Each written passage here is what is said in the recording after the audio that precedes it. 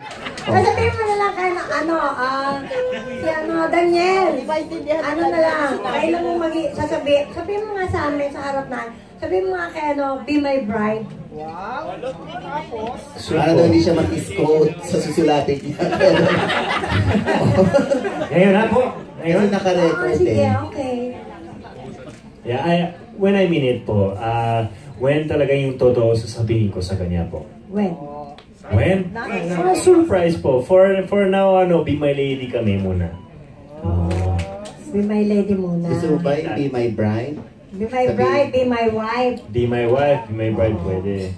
Sa future po. Kasi daw baka hindi naabuti ni Tita Mercy. Kaya dapat ulitin mo na yun.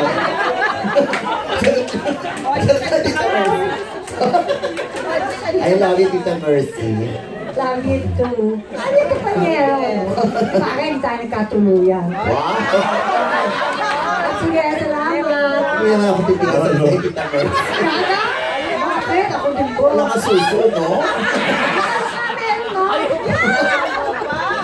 Saka pagpansambay na ako ngayon. Pagpansambay? Oo.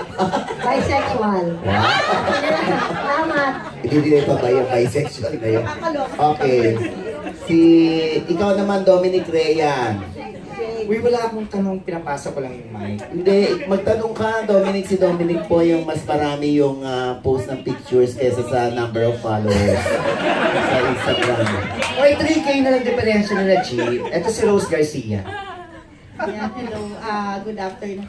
Daniel and Erich, may pressure ba sa inyo to be the lead of Be My Lady? Kumbaga, kasi ngayon parang alam natin yung mga nagli-lead yung mga love teams, mga real love team. Kayo yung real love team. So, may pressure but at the same time, would you say na mas may edge ba kayo? Kasi kumbaga, real and real life ang pagiging love team nyo.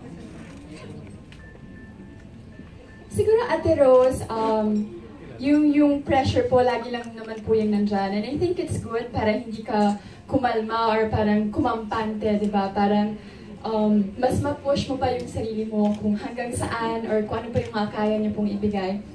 And when it comes to yung sinabi ninyong edge sa mga love teams, we're not here naman to compete with them. We're just so blessed na nangyari na nagkataon po na magkatrabaho kami.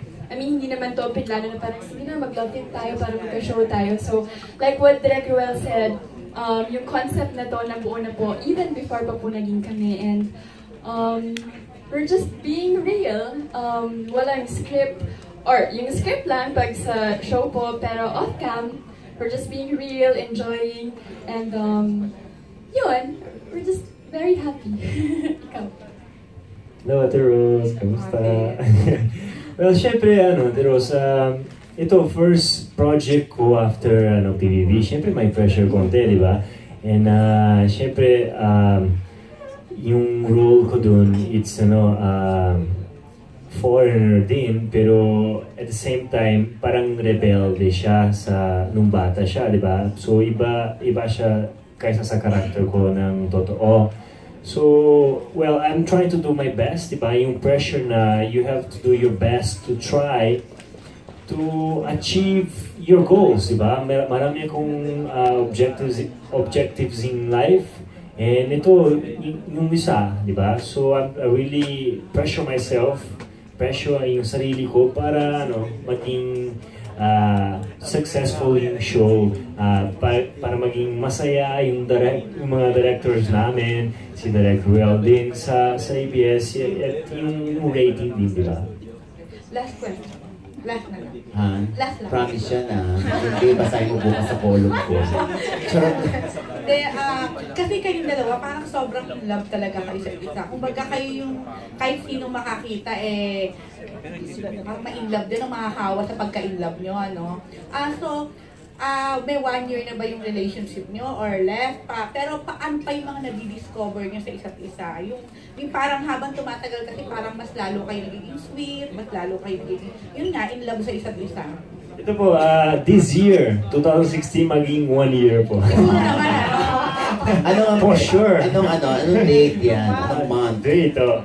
Sabi na lang, Kuya Oji. Okay, sige. Surprise ba?